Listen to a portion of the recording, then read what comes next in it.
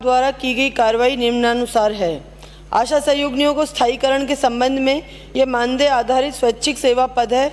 आशा सहयोगिनी स्वैच्छिक सेवा भावना से समुदाय में कार्य करने वाली स्थानीय महिला होती है। इन पर राज्य सेवा के कार्मिकों की भांति सेवा नियम लागू नहीं है और न ही श्रमिकों के भांति इनके कार्य के घंटे तय होते हैं। मानदेय कार्य समय के उपरांत ये किसी भी प्रकार के निजी कार्य हेतु स्वतंत्र रहती हैं। 2. आशा सहयोगिनी के मानदेय वृद्धि।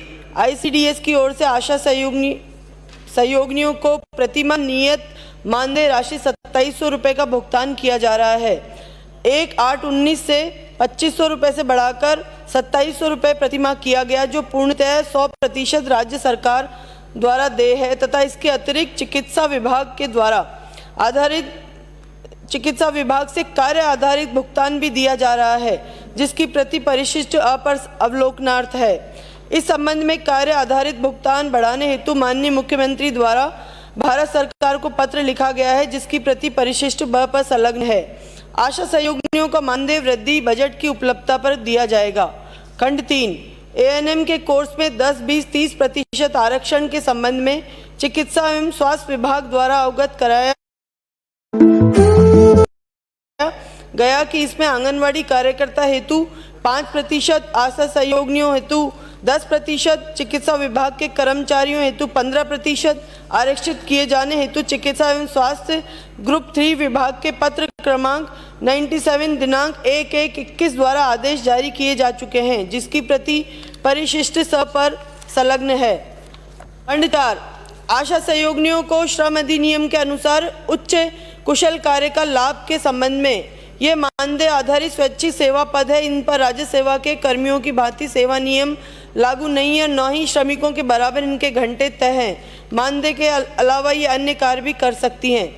आशा सहयोगिनियों को एक ही विभाग में किए जाने के संबंध में आंगनवाड़ी केंद्र के लाभार्थी एवं चिकित्सा विभाग के लाभार्थी समान होने के कारण आशा सहयोगिनियों को मानदेय ICDS विभाग द्वारा एवं इंसेंटिव चिकित्सा विभाग द्वारा दिया जा रहा है। आशा सहयोगिनियों को एक ही विभाग में रखे जाने के संबंध में पत्रावली प्रक्रियाधीन है।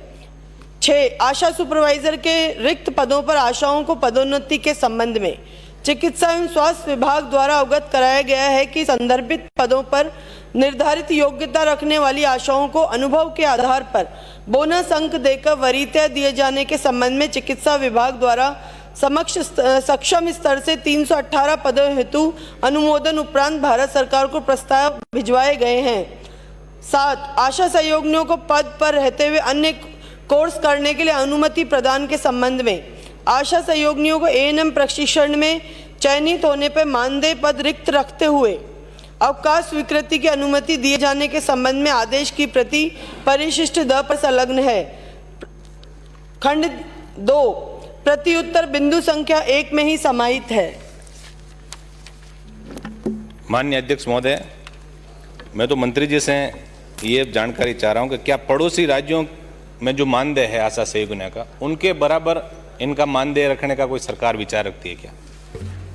माननीय अध्यक्ष महोदय, हर राज्य की अपनी अपनी नीति है और मैं समझती हूँ राजस्थान हिंदुस्तान में भारत में पहला ऐसा राज्य है जो 2700 रुपये की राशि आशा सहयोगिनियों के नाम पे 100% अंशदान राज्य सरकार द्वारा दे रहा है। इंसेंटिव के तौर पे जो मेडिकल विभाग द्वारा दिया जाता है उसमें अलग अलग राज्यों के अलग अलग नियम है, उनके आधार पे विभिन्न राज्यों में इंसेंटिव दिया जाता है, लेकिन मानदेय हमारा अन्य राज्यों से ज़्यादा है। साथ ही मैं एक चीज़ और कहना चाहती हूँ अध्यक्ष महोदय, माननीय सदस्य को, कि आंगनवाड़ी कार्यकर्ता, आंगनवाड़ी सहायिका सभी में भारत सरकार द्वारा 60% और राज्य सरकार द्वारा 40% के अनुपात में भुगतान किया जाता है। लेकिन मुझे सदन को बताते हुए हर्ष भी है और दुख भी है कि जो अनुपात भारत सरकार का है वो पूरा नहीं होते हुए आज की तारीख में आंगनवाड़ी कार्यकर्ता और सहायिका का 62% अंशदान राजस्थान सरकार दे रही है और 38% अंशदान